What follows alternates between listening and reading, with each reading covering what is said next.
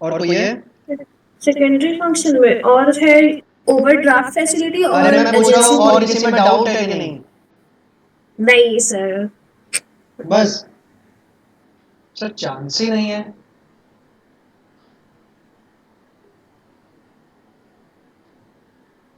एक बार हम किसी कॉन्सेप्ट को समझ लें तो वो फिर जिंदगी भर याद रहता है। क्या चीज है? बस डिस्काउंटिंग और बिल ऑफ एक्सचेंज को छोड़ के वो नहीं याद होता। देखो, ये ए, ये बी। ए ने क्या किया? ए ने बी को बेचा है सामान। क्या बेचा है? ए ने बी को सेल किया है मोबाइल फोन, ठीक है, सैमसंग, ठीक है।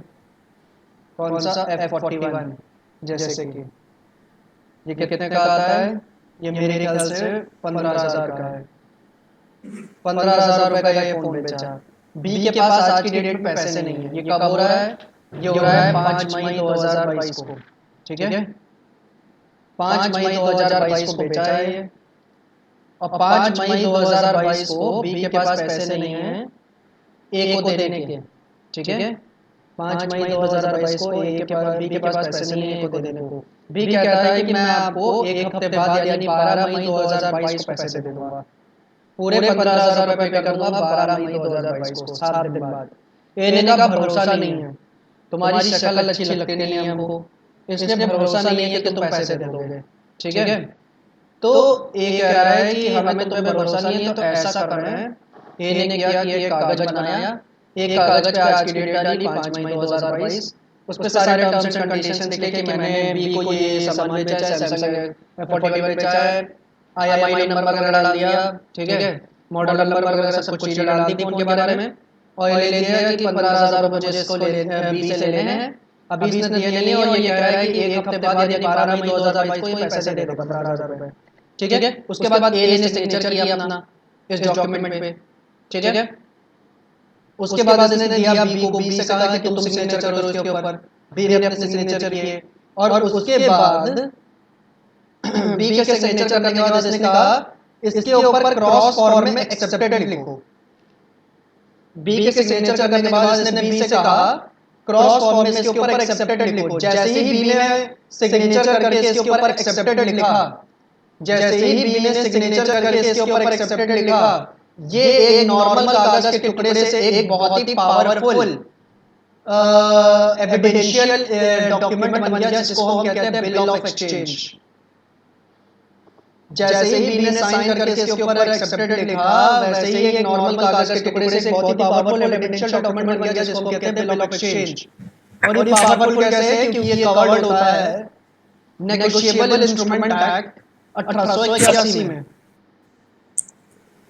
ये कवर्ड होता है कहां पे? नेगोशिएबल इंस्ट्रूमेंट एक्ट 1881 में।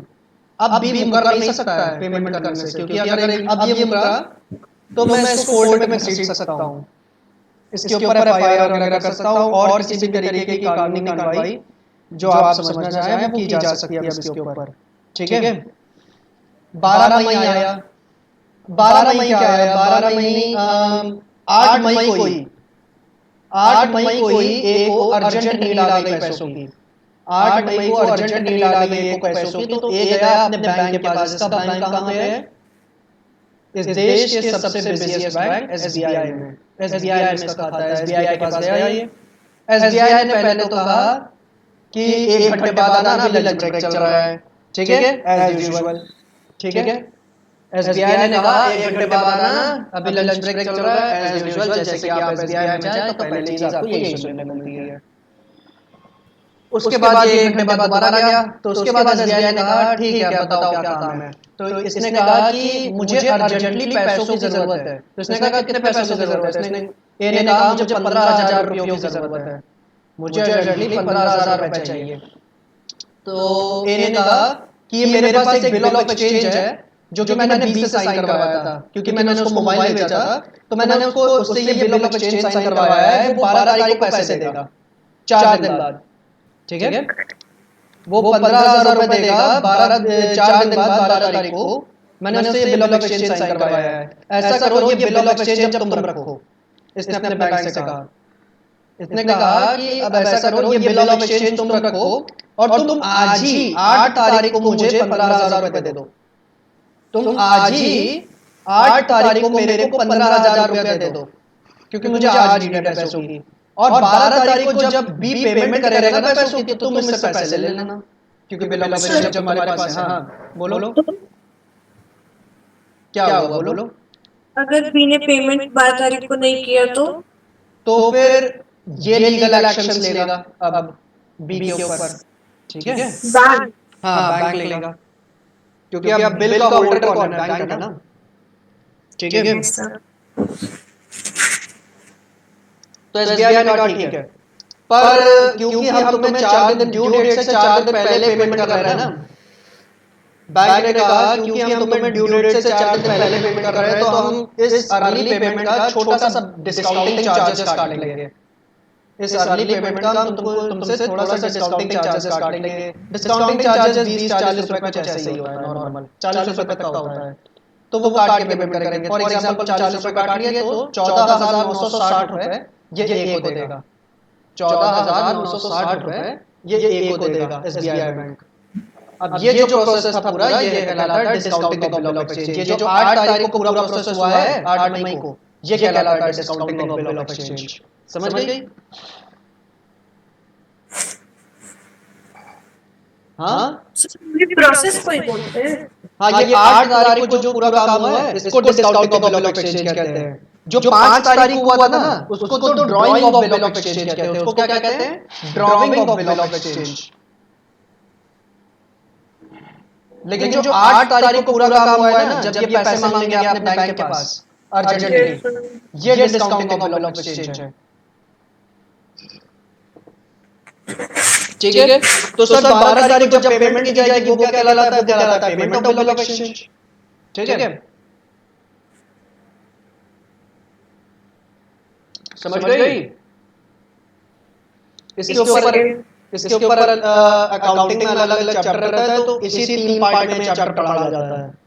Drawing of bill of exchange, discounting of bill of exchange और payment of bill of exchange. तो ये वाला जो पार्ट था, जो आपको समझना है, वो डिस्काउंटिंग समझना है। Discounting of bill of exchange क्या होता है?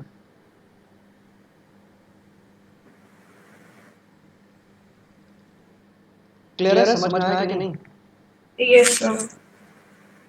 ओके, क्या आप अपने लिए कुछ लिख रहे थे क्या?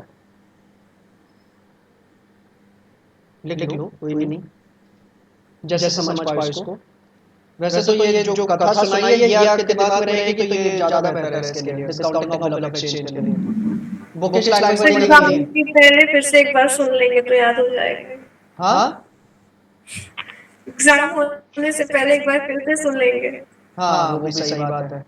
ठीक है, क्योंकि बुक में जो इसकी डेफिनेशन वगैरह लिखी है ना, बड़ी गंदी सी लिखी है, वो याद होने से नहीं, उसको रटना पड़ेगा, वो जो डेफिनेशन लिखी हुई है।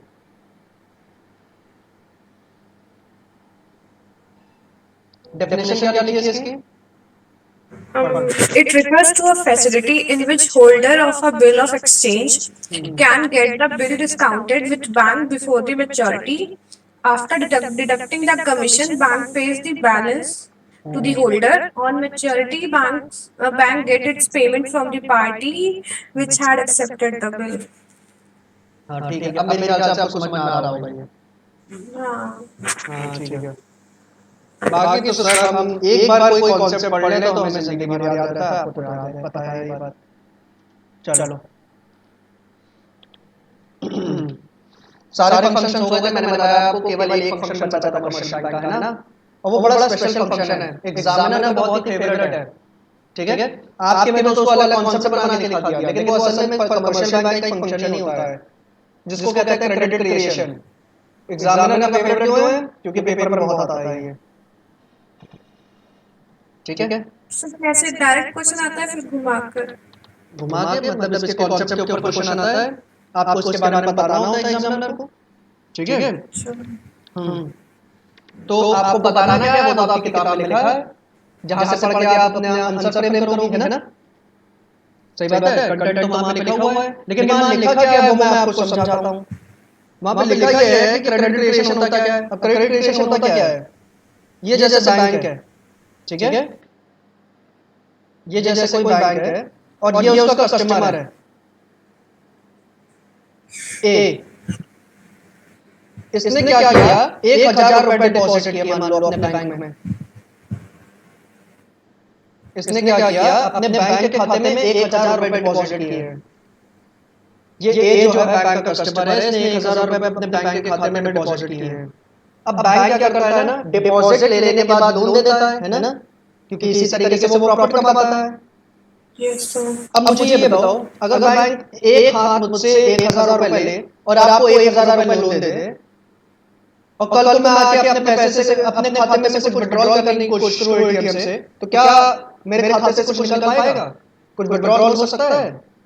क्योंकि मैंने जो पैसा लिया था, बैंक ने जो पैसा लिया वो सेम अमाउंट उसने दे दी लोन में। 1,000 लिया, 1,000 दे दिया, तो बैंक के पास तो कुछ बचेगा ही नहीं, तो विड्रॉल कर कैसे पाएगा ये कुछ?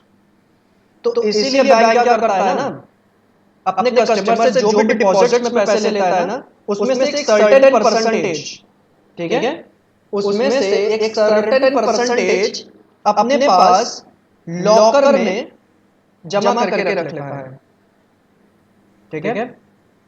So, मतलब मैंने 1,000 जमा किया तो उसमें से कुछ परसेंटेज उसने अपने पास रख लिया। अपने पास लॉकर में रख लिया और बचा हुआ पैसा क्या करेगा, लोन देगा सामने वाली पार्टी को जो लोन मांगने आएगी। जैसे बी लोन मांगने आ रहा है तो बचा हुआ पैसा लोन देगा इसको। मान लो वो परसेंटेज है 20%, तो 1,000 का 20%, ये मैंने अज्यूम किया है, ठीक है, ये मैं खुद से अज्यूम कर रहा हूँ। वो क्या होता है, वो बैंक खुद बताता है, वो बढ़ता घटता रहता है, ठीक है। आरबीआई उसको मार्केट कंडीशंस के हिसाब से कम ज्यादा करता रहता है और बैंक अडॉप्ट करता रहता है उसको, ठीक है। तो मान लो 20% है तो कितना हुआ, 200 रुपए। तो बैंक क्या करेगा, 200 रुपए अपने पास लॉकर में रख लेगा और 800 रुपए लोन देगा बी को।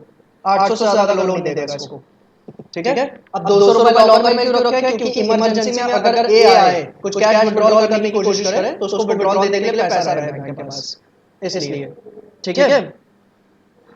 सर लोन लेने की कोई लिमिट होती है? मतलब लोन लेने गए तो जितना मन चाहे उतना ले लो? हाँ, आपकी कंडीशंस के हिसाब से जो लेने जा रहा है वो तो कितने का लोन ले सकता है। अब ये बैंक के ऊपर है, वो उसको कितने का लोन देना चाहे, वो उसकी फाइनेंशियल हेल्थ के ऊपर डिपेंड करता है कि उसको कितने का लोन दिया जाएगा। बैंक उसके डॉक्यूमेंट्स वगैरह देखेगी कि इसकी कंडीशंस कैसी हैं, कि क्या मान लो 50 करोड़ वाला लोन मांगने आया है, तो क्या ये बंदा 50 करोड़ रीपे कर सकता है? क्या इसके पास इसकी फाइनेंशियल हेल्थ इतनी अच्छी है, इसका बिजनेस इतना अच्छा चल रहा है कि 50 करोड़ रीपे कर पाए? या फिर क्या अगर ये रीपे नहीं कर सकता तो क्या इसके पास इतने एसेट्स हैं? एसेट्स यानी मशीन्स, बड़े-बड़े लैंड, ठीक है, ये सब चीजें, क्या उसके पास इतने एसेट्स हैं कि जिनको बेच के इतना पैसा रिकवर करा जा सके 50 करोड़ रुपए? तो बैंक ये सब चीजें देखता है और फिर अप्रूव करता है कि इसको मुंह मांगा लोन दिया जाए कि ना दिया जाए, ये सब चीजें चेक करके, ठीक है। हर्षद मेहता को जानती है ना? Yes sir. उसने तो 500 करोड़ का लोन लिया था एसबीआई से, 500 करोड़ का। तो आपको मुंह मांगा लोन मिल सकता है, बस आपकी फाइनेंशियल हालत ठीक होनी चाहिए। अगर फाइनेंशियल हालत ठीक नहीं है तो आप बैंक को बताओ, देखो अगर मैं डिफॉल्ट भी करता हूं तो मेरे पास इतने एसेट्स हैं, इतने इतने बड़े-बड़े अमाउंट के एसेट्स मेरे पास, उनको बेच के अपना पैसा रिकवर कर लेना, ठीक है। उन एसेट्स को गिरवी रख दो, ठीक है। तो बैंक के पास सिक्योरिटी है, बैंक कहेगा ठीक है लोन ले लो, जितना चाहिए उतना ले लो। अगर नहीं पे कर पाए तो जो एसेट्स गिरवी रखे हैं वो हम बेच देंगे, ठीक है। ये होता है सीधा साधा मामला, क्लियर है। हर्षद मेहता ने जो 500 करोड़ लिए थे उसके तो कुछ गिरवी भी नहीं रखा था उसने, ठीक है, क्योंकि उसकी फाइनेंशियल हालत इतनी अच्छी थी, उसका मार्केट में इतना नेम था कि लोगों ने एसबीआई ने ऐसे दे दिए पैसे, ठीक है। और एसबीआई ने क्या उसने एसबीआई में काम कर रहे एक एम्प्लॉय से चोरी छुप के ले लिए पैसे, उसने प्रॉपर प्रोसीजर के थ्रू पैसे ले लिए थे। उसने किया तो थोड़ा सा गलत काम था, ठीक है, थोड़ा काफी गलत किया था वैसे, ठीक है। तो उसने क्या किया था, मतलब प्रॉपर प्रोसीजर के थ्रू जाके लोन लिया था। उसने एक सेटिंग करी थी, जैसे आप एसबीआई में किसी को जानती हो तो उसके थ्रू लोन ले लिया आपने, ठीक है। और उससे ये कह दिया कि अपने बॉस वगैरह का नाम बताना, यानी एसबीआई में ये इंफॉर्मेशन नहीं जानी चाहिए कि मैंने तुमसे लोन लिया है, ठीक है। विजय माल्या, विजय माल्या ने तो कितना 10 या 20,000 करोड़ का लोन लिया था ना, तो लोन आपको कितने का भी मिल सकता है। और विजय माल्या ने तो पूरी प्रोसीजर के साथ दिया था। विजय माल्या हुआ, नीरव मोदी हुआ, इन सबने तो ये 10-10, 20-20 हजार करोड़ के लोन लिए थे, तो प्रॉपर प्रोसीजर फॉलो करते हुए लिए थे बैंक के। अब उसके बाद पैसा डूबने लग गया तो विदेश भाग रहे हैं, बात अलग है, लेकिन लोन इन्होंने प्रॉपर प्रोसीजर के साथ दिया था ना, और बैंक ने मानते हुए दिया था कि ये रीपे कर देंगे। ठीक है, समझ गए आप? Yes, sir.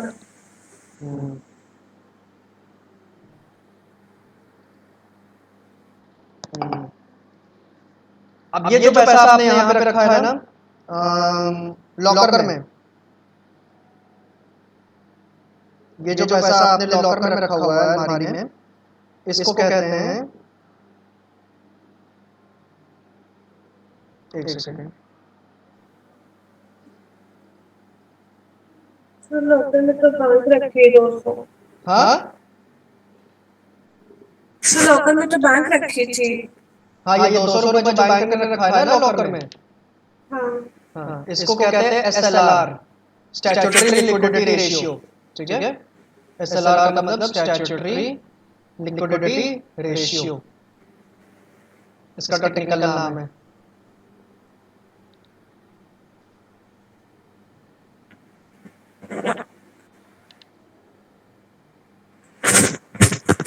फिर तो मेरे को मैंने ये लिया है।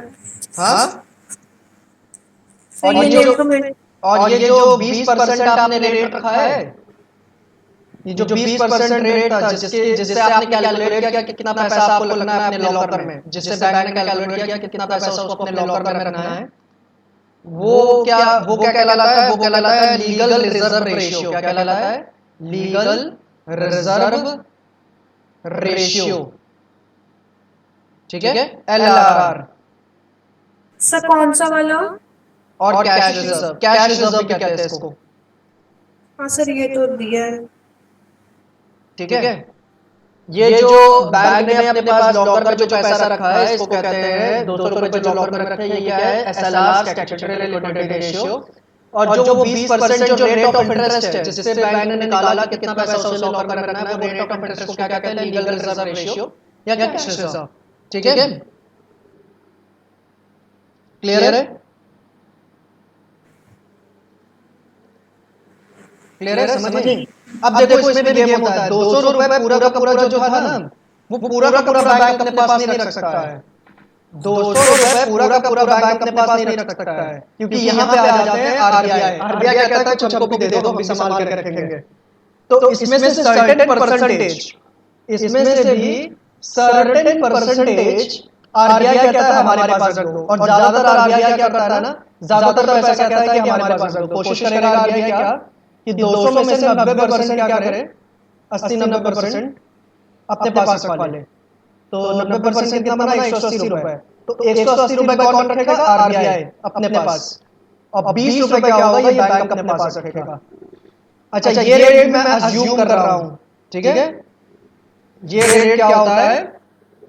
रोजमर्रा में चेंज होता रहता है। और कौन बताता है? ये RBI स्वयं बताता है कि कितना रेट होगा ये। ठीक है, ये मेरा अज्यूम किया हुआ रेट है जो मैं ले रहा हूं कि मान लो वो रेट है 90%। ठीक है, तो 200 रुपए का 90% आपने किया, कितना हुआ? 180 रुपए। 180 रुपए कौन रखेगा? RBI रखेगा। ठीक है, यानी डिपॉजिट का वो अमाउंट जो RBI रखने वाला है, वो कितना है? 180 रुपए। और 20 रुपए केवल बैंक अपने लॉकर में रखेगा। तो बैंक अपने लॉकर में एक्चुअल में 200 रुपए नहीं रखेगा, बल्कि कितना रखेगा? 20 रुपए रखेगा। और 180 रुपए कौन रखेगा उसमें से? RBI अपने पास रखेगा। RBI कहेगा जब कस्टमर, जब आपको जरूरत हो तब लेने आ जाना, हम दे देंगे, लेकिन हमारे पास रखने दो, हम रख रहे हैं। ठीक है, जब चाहिए हो ले जाना। आखिर हम भी तो कुछ इन्वेस्ट करके प्रॉफिट कमाना चाहेंगे ना, RBI कहेगा, तो उसके लिए उसको भी चाहिए। और जब आपने शुरू में पढ़ा नहीं था कि करेंसी नोट्स एंड कॉइन्स भी RBI के पास रहते हैं, और करेंसी नोट्स एंड कॉइन्स किसके पास होते हैं? वो आम हाउसहोल्ड्स के पास जो पैसा होता है वो भी RBI के पास जाता है। तो RBI के पास किस तरीके से जाता है? वो इसी तरीके से जाता है। देखो, डिपॉजिट का सर्टेन परसेंटेज क्या करता है, बैंक अलग कर देता है, वो लोन के लिए ऑफर नहीं करता है, और उसमें से एक सर्टेन परसेंटेज आरबीआई को भेजना पड़ता है, क्योंकि आरबीआई की रेगुलेशंस ऐसी हैं कि बैंक जो भी डिपॉजिट के लिए पैसा अलग कर रहा है, जो लोन के लिए ऑफर नहीं कर रहा, उसमें से एक सर्टेन परसेंटेज क्या करेगा, आरबीआई के पास जमा करेगा और बचा कुचा पैसा अपने पास जमा रखेगा। ठीक है, अब ये पैसा जो बैंक अपने पास रखेगा, इसको तो हम एसएलआर कहते हैं, आप जान रहे हो, है ना। लेकिन ये जो आरबीआई के पास भेजा है ना, ये जो पैसा आरबीआई के पास भेजा है, इसको हम कहते हैं सीआरआर। इसको क्या कहते हैं, सीआरआर। और सीआरआर क्या होता है, कैश रिजर्व रेशियो। मम्मी, इसको क्या कहते हैं, कैश रिजर्व रेशियो। क्लियर है। जो पैसा बैंक ने आरबीआई को दिया या फिर आरबीआई ने जो पैसा बैंक से लिया वो होगा। हाँ, दोनों बातें तो वही हुई। डिपॉजिट का वो अमाउंट जो बैंक ने अलग किया, जो लोन के लिए ऑफर नहीं किया, उसमें से एक सर्टेन परसेंटेज आरबीआई कह रहा है कि हमारे पास जमा करो, बचा कुचा अपने पास जमा रखो। ठीक है, तो जो आरबीआई के पास जमा रखना पड़ रहा है ना, उसको कहते हैं सीआरआर यानी कैश रिजर्व रेशियो, और जो बैंक के पास जमा रहेगा उसको कहते हैं एसएलआर यानी स्टैट्यूटरी लिक्विडिटी रेशियो। ठीक है, क्लियर है। तो वो आरआर हाँ, रिजर्व रेशियो मतलब कि एलआरआर। एलआरआर तो वो होता है ना अमाउंट जो आपने लोन के लिए ऑफर नहीं किया है, जो बैंक ने डिपॉजिट का वो अमाउंट जो बैंक लोन के लिए ऑफर नहीं कर रहा है, अलग करके रख रहा है। ठीक है, 1000 रुपए में से जो जितने रुपए आपने लोन के लिए ऑफर नहीं किए, ठीक है, क्यों, क्योंकि कस्टमर उनको क्या कर सकता है, किसी भी समय विड्रॉल के लिए मांग सकता है ना, ताकि उनको दिया जा सके, इसलिए आपने उसको अलग करके रख दिया ताकि वो लोन में ना, लोन के लिए ऑफर ना करे बैंक। ठीक है, तो एलआरआर तो वो रेट है जो आप यूज कर रहे हो वो अमाउंट कैलकुलेट करने के लिए, डिपॉजिट का वो अमाउंट कैलकुलेट करने के लिए जो लोन के लिए ऑफर नहीं किया जा रहा है।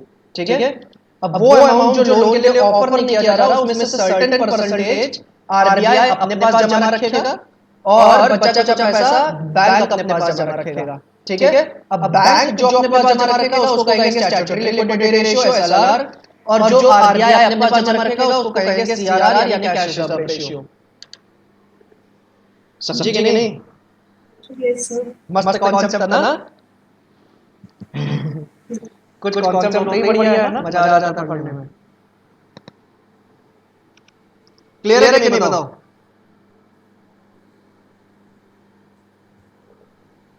अरे क्लियर है कि नहीं बताओ। अच्छा सोच लो पहले, सोच लो पहले, ये सारा चित्रण देख लो और सोच लो, इसमें से कुछ नहीं समझ में आ रहा है तो फिर मैं आगे बताऊं। सर लिखवा दीजिए। लिखवा दीजिए, इसमें क्या लिखवाऊं मैं, लिखवा किताब में दिया तो होगा ना ये। ठीक है, उसमें बढ़िया इंग्लिश में लिखा हुआ है, मैं आपको मतलब समझा दे रहा हूँ। किताब से रीडिंग मार लो, किताब में ही दिया होगा। और किताब से अभी, हाँ किताब से अभी रीडिंग मारो, अभी खत्म नहीं हुआ है, अभी और कुछ भी है इसमें, क्योंकि अभी पूरा प्रोसेस इसका, क्योंकि अभी तो मैंने आपको बस टर्मिनोलॉजी बताई है। एक चीज है लीगल रिजर्व रेशियो जो आपको समझनी है इसमें। ठीक है, वो क्या होता है वो आपके दिमाग में बैठ जाना चाहिए। एक एसएलआर है जो आपके दिमाग में बैठ जाना चाहिए, और एक सीआरआर है। ये तीन बातें मैंने अभी आपको बताई है जो आपके दिमाग में बैठी होनी चाहिए। क्या ये तीन चीजें बैठ गई है कि नहीं। सर तभी तो क्या लिखवा दीजिए ना, तो फिर बैठ जाएगा। अरे रट्टू तोता, वो 90% क्या रट रट के आए थे क्या। नहीं सर। अरे हमको तो लग रहा है अब कहीं ना कहीं लग रहा है सर हमने सब ए से लेकर जेड तक सब रट डाला। चलो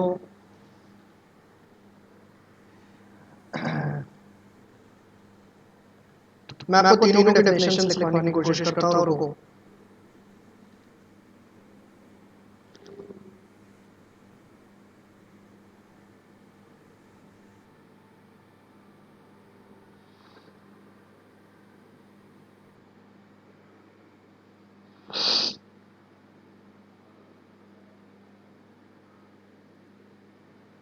देखो लीगल रिजर्व रेशियो के लिए डेफिनेशन देखो, ये क्रेडिट क्रिएशन अभी नहीं बता रहा हूँ, क्रेडिट क्रिएशन का प्रोसेस अभी बता रहा हूँ, आगे समझा रहा हूँ।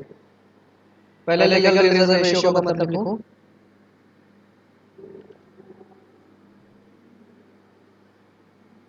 Legal reserve ratio refers to that legal minimum fraction of deposits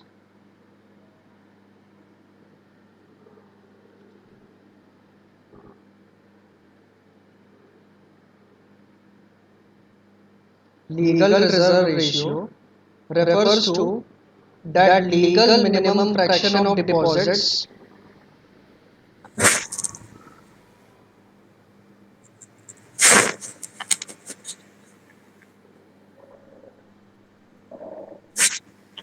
which the banks are mandated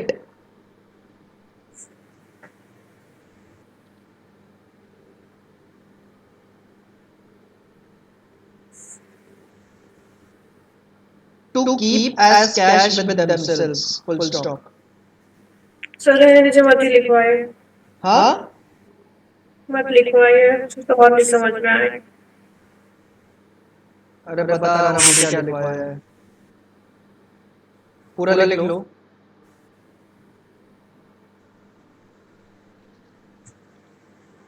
मैंने इतना अच्छा एक्सप्लेनेशन दिया था, वो आपको समझ में नहीं आ रहा, ये डेफिनेशन आपको समझ में नहीं आ रही, पता नहीं आप करना क्या चाह रही हो।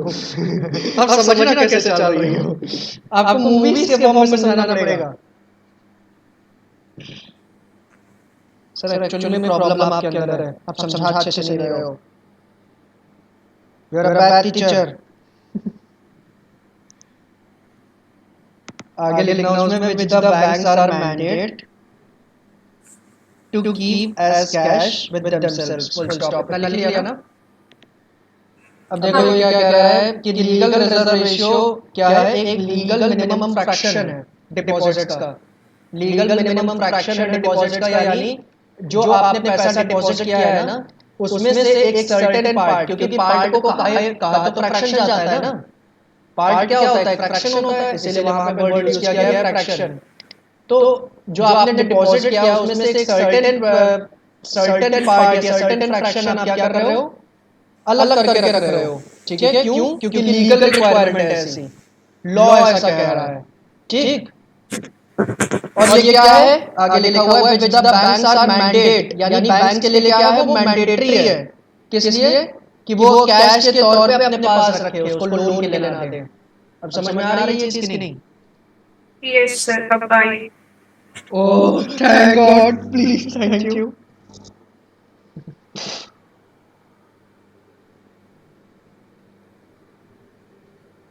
चलो बढ़िया है। अब रट डालोगे ना? सर मेरे बुक में सेकेंडरी डिपॉजिट लिखा है। क्या? Secondary deposits? हाँ, सेकेंडरी डिपॉजिट्स क्या है?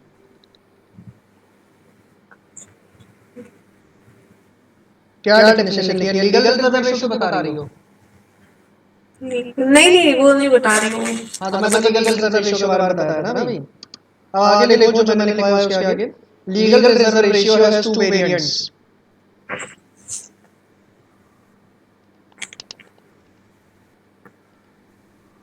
पहला लिखो कैश रिजर्व रेशियो, दूसरा है statutory liquidity ratio. Sir second वाला आपने बताया क्या बताया था, स्टैट्यूटरी लिक्विडिटी रेशियो सा, ये तो पता नहीं है ही नहीं। देखो सिलेबस में मोस्ट इंपॉर्टेंट चीज है, रोज न्यूज में सुनती होगी अगर न्यूज देखती हो, ठीक है, तो पढ़ना है। मुझे नहीं पता आपकी किताब में कहाँ दिया होगा, लेकिन किताब में दिया जरूर होगा क्योंकि सिलेबस में है। ठीक है, आपकी आंखें इस समय उसको देख नहीं पा रही होंगी, ठीक है, क्योंकि आपकी आंखें इस समय यही डाइजेस्ट करने में बड़ी मेहनत कर पा रही है कि ये है क्या, ये सब चीजें 180 200 120 पता नहीं क्या है सर, अचानक से ये चीजें इतनी कठिन क्यों होने लग गई। 11वीं में तो इकोनॉमिक्स बड़ी इजी थी, प्राइस बढ़ रहा है डिमांड घट रहा है, प्राइस घट रहा है डिमांड बढ़ रहा है। ये चीजें इतनी टेक्निकल क्यों हो रही हैं यहाँ पे? समझ में आ गया कि हमने 1,000 रुपए बैंक मतलब बैंक में डाला और फिर बैंक ने कुछ अमाउंट ऑफ रुपए मतलब हम लोग का पैसा अपने पास सेव करके रख लिया। अब उस पैसे में से एक सर्टेन फ्रैक्शन ऑफ पैसा आरबीआई रखेगा और बचा हुआ पैसा क्या रखेगा, बैंक अपने पास रखेगा। समझ गई ना? जो आरबीआई रख रहा है उसको कहते हैं कैश रिजर्व रेशियो, जो बैंक अपने पास लॉकर में रख रहा है उसको कहते हैं स्टैट्यूटरी लिक्विडिटी रेशियो। समझ गई? हाँ। दैट्स कूल, यही तो होना चाहिए। अब मुझे बताओ, क्या कैश रिजर्व रेशियो की डेफिनेशन आपको लिखवाऊं? ऐसी कोई रिक्वायरमेंट है? स्टैट्यूटरी लिक्विडिटी रेशियो की definition लिखवाऊं?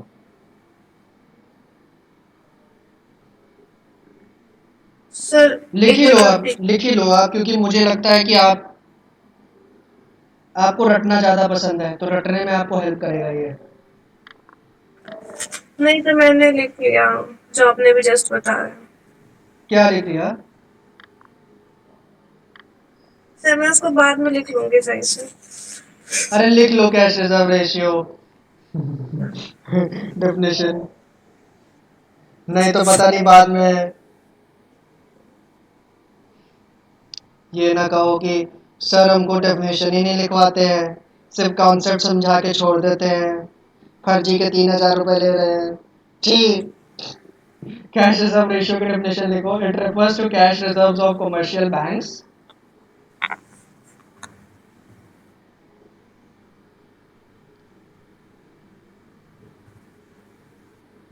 with the central bank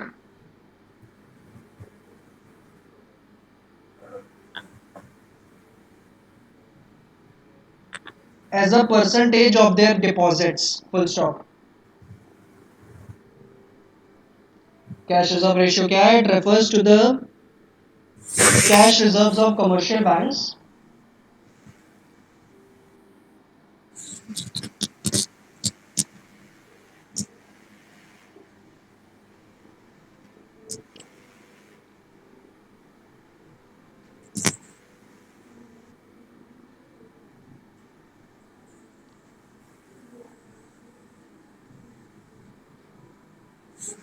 with the central bank as a percentage of their deposits, full stop. अब एसएलआर के बारे में लिख लो। बोलूं? Statutory liquidity ratio SLR refers to reserves in the form of liquid assets, including cash, gold,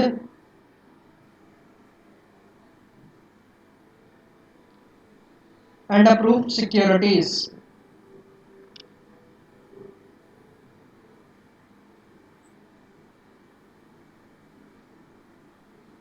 With the commercial banks themselves.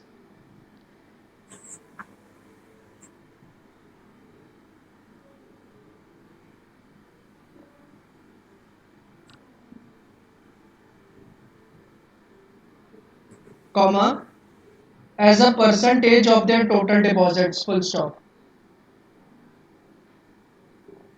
Statutory liquidity ratio SLR refers to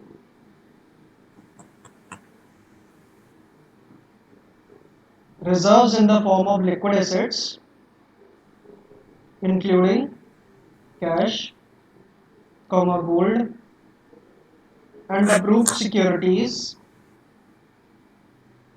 with the commercial banks themselves, as a percentage of their total deposits. हो गया?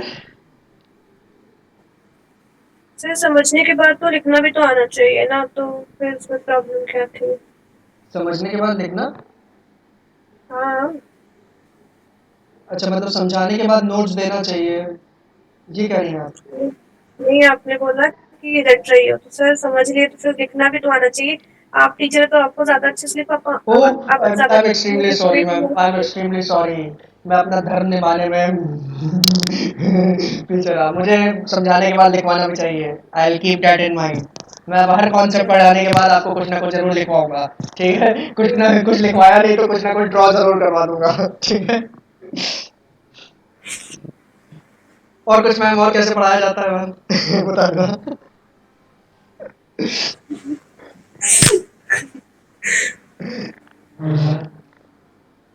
सही है। मैं आगे आने वाले batches के लिए भी आपसे ही गाइडेंस लूंगा कि कैसे पढ़ाते हैं। हो सकता है आपके पास बेहतर ऑप्शंस हो। स्कूल वाली मैम ना तो पहले वो पढ़ा देती है, फिर लिखवा देती है, तो अच्छे से समझ में आ जाता है एक बार में। कौन सा, स्कूल वाली? हाँ हाँ, तो वो ज़्यादा बेहतर है ना? हाँ।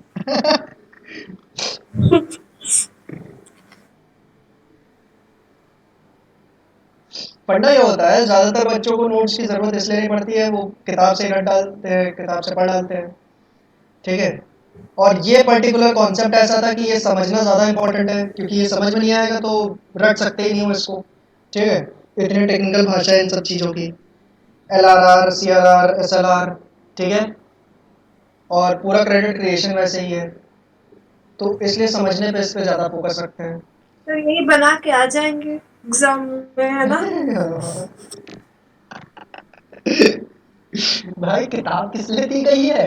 450 रुपए किस लिए यूज किए हैं? अल्टीमेटली किताब ही पढ़ना पड़ेगा मैम। किसी भी टीचर के नोट्स से आप याद नहीं कर पाओगी एग्जाम में जो लिखना है। ठीक है। वो आखिरी में आपको तभी किताब। नोट्स से याद करती ही नहीं हूँ, बस मैं नोट्स में वो जो पॉइंट्स टीचर्स या फिर आपने हाँ। जैसे दिया मैं उसमें ऐड कर ओके लेती हूँ, फिर पढ़ लेती हूँ। Okay okay okay. तो ब्रीफ लेकिन मैं नोट्स। नोट हाँ, तो आपको जल्दी ब्रीफ बनाती भी नोट्स। नहीं हूँ। हाँ, मतलब ब्रीफ नोट्स आपको चाहिए वो समझने के पॉइंट ऑफ व्यू से। ठीक है। Yes sir. As per your guidance and as per your wish, I fulfil it. हर कॉन्सेप्ट के बाद एक ब्रीफ नोट जरूर मिलेगा आपको। ठीक है। और अगर नहीं मिला तो आप टोक के ले लीजिएगा। अब क्या करना था आगे? समझ में आ गया ना यहाँ तक? CRR क्या है, SLR क्या है, और वो क्या है? अच्छा, उसमें जो डेफिनेशन लिखवाई है उसमें बताया है कि SLR आप कैश फॉर्म में तो रख ही सकते हो, साथ ही साथ गोल्ड और अप्रूव्ड सिक्योरिटीज के फॉर्म में भी रख सकते हो। तो कई लोग होता नहीं है कि अपने गहने वगैरह बैंक में लॉकर में रखने जाते हैं। ठीक है। तो वो भी ऐसा SLR ही तो है। बैंक के पास लॉकर में लोग अपने कस्टमर्स का एक कीमती गहना, कीमती डिपॉजिट रखा हुआ है। ठीक है। क्लियर है? तो उसको भी SLR के तौर पर ही रखा जाएगा। और अप्रूव्ड सिक्योरिटीज क्या है? जैसे कई लोग अपने जमीन जायदाद के कागज रखते हैं लॉकर वगैरह में, तो लॉकर फैसिलिटी भी बैंक इसीलिए प्रोवाइड करता है। ठीक है, क्योंकि उसका SLR बढ़ रहा होता है। क्लियर है? Yes sir. क्योंकि बैंक के पास तो जो क्या कहते हैं, कीमती इन्वेस्टमेंट्स हैं, उनकी वैल्यू तो बढ़ ही रही है ना। चाहे वो कैश के फॉर्म में आ रहे हो, चाहे गोल्ड के फॉर्म में आ रहे हो, चाहे इन्वेस्टमेंट्स के फॉर्म में आ रहे हो। ठीक है। सरस है? अरे सरस है मतलब ठीक है, क्लियर है? Yes sir. हम्म।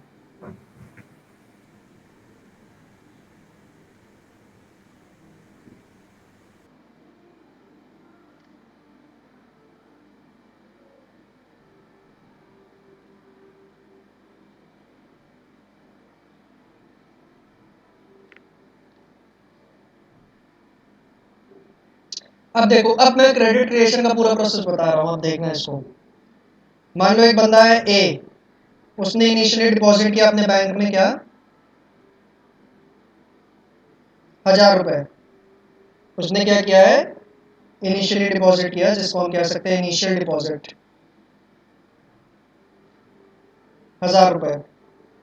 अब बैंक क्या करेगा, इस 1000 में से सर्टेन परसेंटेज क्या करेगा, अलग निकाल के रख लेगा। ठीक है, जिसको कहते हैं हम कैश रिजर्व, 200 रुपए कैश रिजर्व अलग निकाल के रख लेगा। अब इसमें से कुछ CRR में जाएगा, कुछ SLR में चला जाएगा। ठीक है। तो 200 रुपए आ गए इसके लॉकर में, बैंक के पास 200 रुपए अलग निकाल के रख लिए बैंक ने।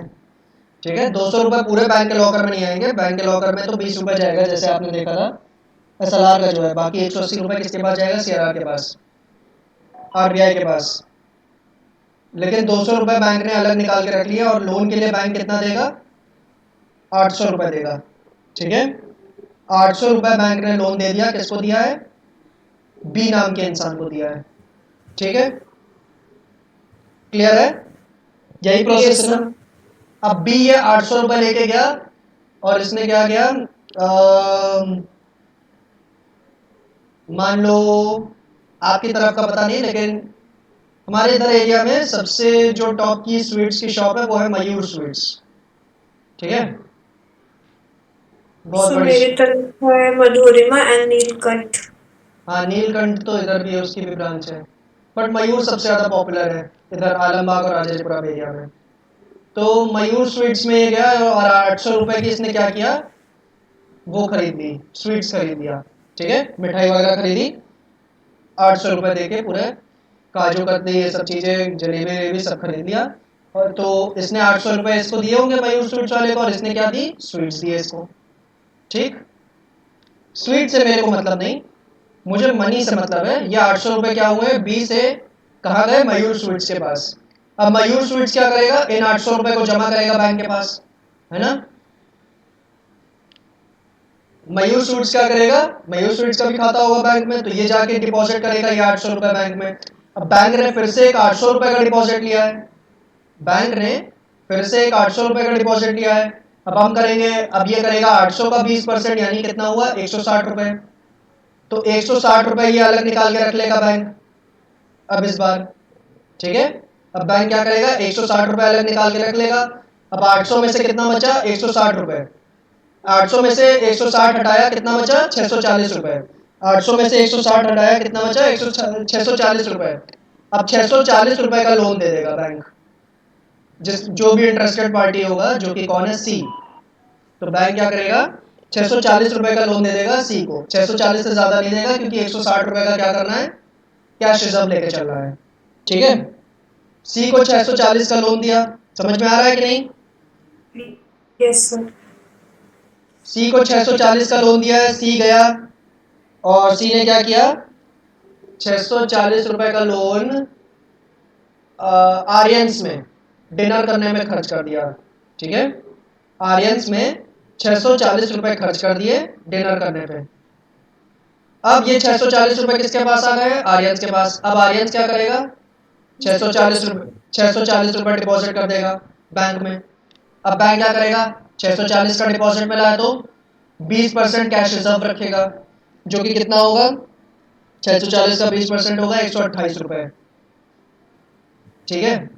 128 रुपए कैश रिजर्व रखा बैंक ने, और फिर बची हुई अमाउंट कितनी है, बची हुई अमाउंट होगी 640 माइनस 128, कितना होता है, 512 रुपए। 512 का लोन दे दिया किसको, डी को, ठीक है। 512 का लोन दे दिया डी को। अब डी कुछ खर्चा करेगा कहीं पे, फिर जाके ये पैसा जमा होगा, फिर उसका 20% किया जाएगा। मान लो एक बार और कर देते हैं इसको, डी जाके खर्च करता है कहाँ पे, इसको 512 रुपए में क्या करता है डी, मूवी देख लेता है, ठीक है, पीवीआर, ठीक है। तो पीवीआर में मूवी देखता है, और पीवीआर ओनर के पास अब ये 512 रुपए है, तो 512 रुपए पीवीआर ओनर क्या करता है, फिर जाके डिपॉजिट कर देता है बैंक में, ठीक है। अब बैंक के पास 512 का डिपॉजिट आया है, 512 का 20% कितना होता है, तो 10% होता है 51.2, और 20% हो जाएगा 102.4। तो इस बार कैश रिजर्व कितने का रखेगा बैंक, 102.4 रुपए, ठीक है। और अब लोन दे देगा कितने का, बची हुई अमाउंट का। किसको दे रहा है, ई को, कितने रुपए का, 512 माइनस 102.4, तो ये कितना होगा, 409.60, ठीक है, रुपीस। क्लियर है। अब आप समझिए ये प्रोसेस इसी तरह चलता रहेगा। ये जो 1000 रुपए इनिशियली डिपॉजिट हुए थे ना, इसका हमने इनिशियली कैश रिजर्व बनाया, फिर किसी को लोन दिया, फिर वो पैसा वहां से किसी और के पास पहुंचा, फिर उसने डिपॉजिट किया, उसका कैश रिजर्व बनाया, ठीक है। क्लियर है। Yes sir. और फिर किसी और को लोन दिया, इस तरीके से प्रक्रिया चलती रहेगी। सर ये प्रक्रिया कब तक चलती रहेगी, जब तक ये जो कैश रिजर्व आप इकट्ठा कर रहे हो, जब तक ये जो कैश रिजर्व आप इकट्ठा करते जा रहे हो। कैश रिजर्व कितना इकट्ठा किया, देखो जैसे पहले 200 किया, फिर 160 किया, फिर 128 किया, फिर 102.40 रुपए किया, ये कैश रिजर्व जो इकट्ठा कर रहे हो आप, ये इकट्ठा करते करते आपकी इनिशियल डिपॉजिट के जब तक बराबर नहीं होता है तब तक ये प्रक्रिया चलती रहेगी, और इसी को हम कहते हैं क्रेडिट क्रिएशन। ओके, कूल है। इनिशियल डिपॉजिट कौन सी थी? इनिशियल डिपॉजिट 1,000 रुपए था ना, जो ए ने जमा किया था जाके। अच्छा हाँ।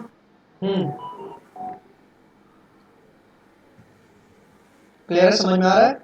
उसके बाद तो क्या हो रहा है कि जो लोन दिया हुआ पैसा होता है बैंक का, वो वापस बैंक के पास डिपॉजिट्स के फॉर्म में आ रहा है और उसको दोबारा बैंक लोन दे रहा है। ठीक है, यही हो रहा है ना।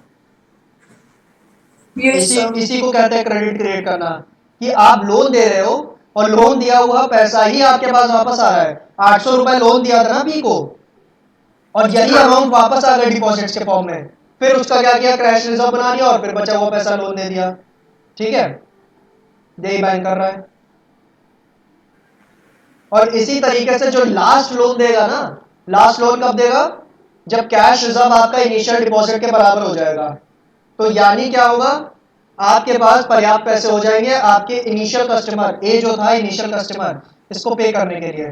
तो फिर लास्ट लोन जो दिया जाएगा ना, उसके ऊपर इंटरेस्ट की कमाई की जाएगी। इंटरेस्ट ऑन लोन अच्छे से उसके ऊपर कमाया जाएगा। और वो लोग तो इंटरेस्ट ऑन लोन देंगे ही देंगे, साथ ही साथ बी सी डी ये सब लोग भी जो इंटरेस्ट जो लोन ले रहे हैं, ये सब भी इंटरेस्ट देंगे। ठीक है, क्लियर है? Yes sir. वो लास्ट वाला बंदा तो प्रिंसिपल और रीपेमेंट सब कर रहा है, ये सब भी इंटरेस्ट दे रहे हैं साथ ही साथ। इसी प्रोसेस को पूरा कहते हैं हम क्रेडिट क्रिएशन। क्लियर है कि नहीं है? ये प्रोसेस रुकता कब है, जब आपका जो कैश रिजर्व होता है या एलआरआर होता है, तो एलआरआर जो आप कलेक्ट कर रहे हो वो आपके इनिशियल डिपॉजिट के बराबर होता है, तब ये रुकता है। ठीक है, क्लियर है मैम? Yes sir.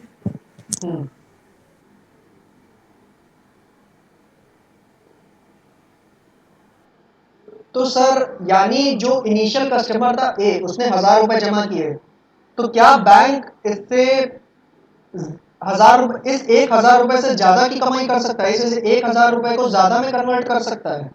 हाँ बिल्कुल, और यही तो बैंकिंग बिजनेस है। क्लियर है? जो एलआरआर का रेट है ना, उसी की मदद से हम ये निकाल सकते हैं कि बैंक आखिर में इस 1,000 रुपए को कितने में कन्वर्ट कर लेगा। ठीक है, 1,000 रुपए का आपका इनिशियल डिपॉजिट था ना, इसको मल्टीप्लाई करो 1 अपॉन आपका एलआरआर का रेट मैंने कितना माना था, 20%। तो इसको मल्टीप्लाई करो 1/20% के। ठीक है, तो ये कितना हो जाएगा, परसेंटेज हटाना है तो क्या करना पड़ेगा, 20 से 100 से डिवाइड यहाँ पे, तो ये हो जाएगा 20/100। ये सबसे ऊपर चला जाएगा 100, तो ये क्या हो जाएगा, 1000 इंटू 100/20। ठीक है, तो ये कितना हो जाएगा, 5,000 रुपीज। तो बैंक जो इनिशियल कस्टमर था ए, उसने जो 1,000 रुपए डिपॉजिट किए ना, बैंक उस 1,000 रुपए से 5,000 रुपए बना लेगा। इसका ये मतलब हुआ। ठीक है, यस सर। इनिशियल कस्टमर ए ने जो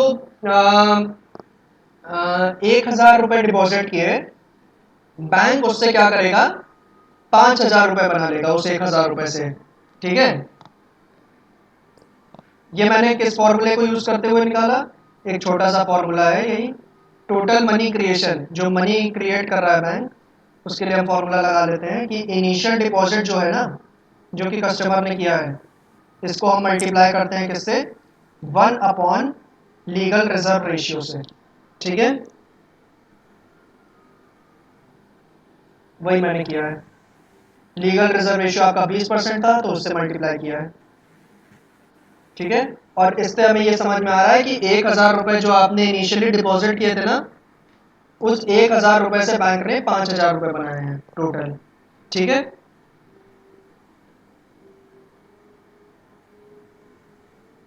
क्लियर है मैम? Yes sir. तो बैंक ने पैसे को कितना मल्टीप्लाई किया, बैंक ने पैसे को कितना मल्टीप्लाई किया, इसको जानने के लिए हम फॉर्मूला निकालते हैं मनी मल्टीप्लायर का। ठीक है। और ये कैसे आता है, ये आता है 1/LRR करके, ठीक है। कैसे आता है, 1/LRR करके। तो LRR आपका कितना था, 20%, तो 1/20% करते हैं, तो 1/20/100, और सेम वैसे ही 100 सबसे ऊपर चला जाएगा, तो क्या हो जाएगा 100/20 विच इज इक्वल टू 5, यानी आपका पैसा 5 गुना बढ़ेगा, ठीक है। बैंक, आपने जितना भी इनिशियल डिपॉजिट कर रहे हो, बैंक आपके पैसे के ऊपर 5 गुना कमाएगा, ठीक है। आपके पैसे को 5 गुना कर देगा, ये मतलब हुआ इसका, समझ गए। Yes, sir. ये है आपका क्रेडिट क्रिएशन, समझ में आया कि नहीं इसमें। सर ये तो आ गया पूरा प्रोसेस। हाँ, तो मैंने बोला ये तो आ गया पूरा प्रोसेस। आ गया पूरा, ठीक है।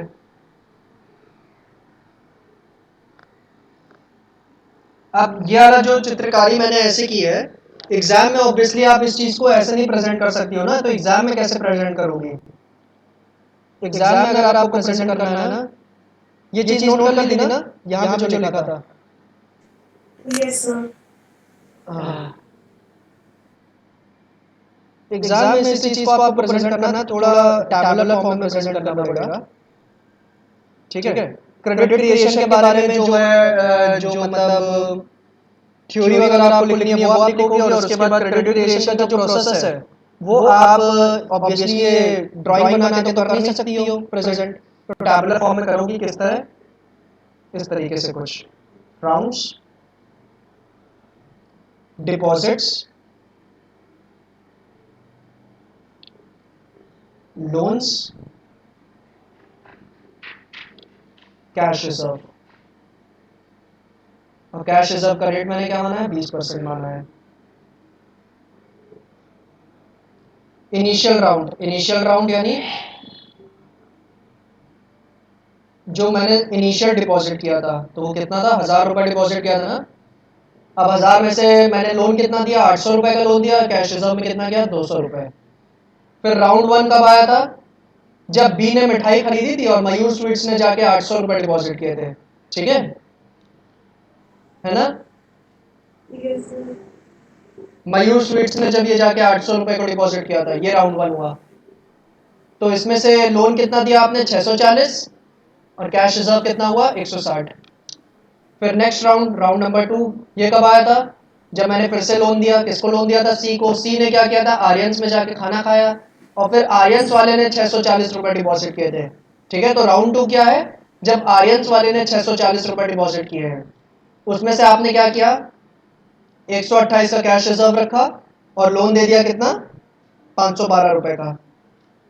फिर राउंड नंबर 3, ये कब हुआ, जब आपने अगला लोन दिया, किसको दिया, डी को। डी ने जाके पीवीआर में मूवी देखी, फिर पीवीआर के ओनर ने 512 रुपए डिपॉजिट किए हैं, ठीक है। किसने किए, पीवीआर के ओनर ने 512 रुपए डिपॉजिट किए, वो आपका राउंड नंबर 3 है। अब 512 में से आपने क्या किया, 102.4 रुपए, 102.4 रुपए आपने कैश रिजर्व रखा, और बचा कुचा लोन दे दिया 409.60 रुपीज, ठीक है। 409.60 रुपीज, क्लियर है। Yes sir. और उसके बाद आप क्या करोगे, उसके बाद इसको और लंबा तो खींच नहीं सकते, कितना लंबा लिखोगे, क्योंकि ये प्रोसेस तो तब तक चलता है ना जब तक कैश रिजर्व आपके इनिशियल डिपॉजिट यानी 1000 रुपए के बराबर नहीं होता है, हाँ सर। तब तक ये चलता है। तो तब तक ये चलता है, तो इसको मतलब कितने ही राउंड्स लिख सकते हो, तो बहुत सारे हो सकते हैं। तो इसलिए आप फिर ऐसे डॉट डॉट लगा के टोटल कर दोगे लास्ट में। टोटल आपका कैश रिजर्व का कितना होना चाहिए, 1000 रुपए। क्यों, क्योंकि आपको प्रोसेस पता है कि ये प्रोसेस रुकेगा ही कब, जब आपका कैश रिजर्व, जो टोटल कैश रिजर्व है वो इनिशियल डिपॉजिट के बराबर हो जाएगा 1000 रुपए के, तब ये रुकेगा, ठीक है। क्लियर है। Yes sir.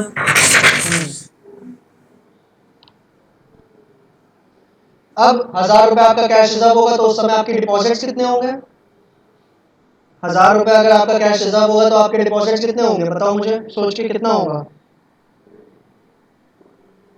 5000।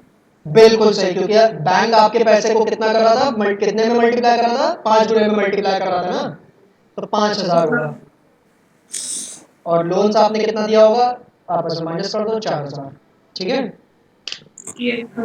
इस तरीके से प्रेजेंटेशन करना है पेपर में इसका, इसी चीज का, क्रेडिट क्रिएशन के प्रोसेस का। ठीक है, मतलब क्रेडिट क्रिएशन का क्वेश्चन आता है कि एक्सप्लेन क्रेडिट क्रिएशन या explain the process of credit creation, तो पहले तो थ्योरी लिखोगे। फॉर्मूला बताया था 1/LRR, तो वो सब भी लिख के दिखाना है। हाँ, वो भी आप लिखोगे।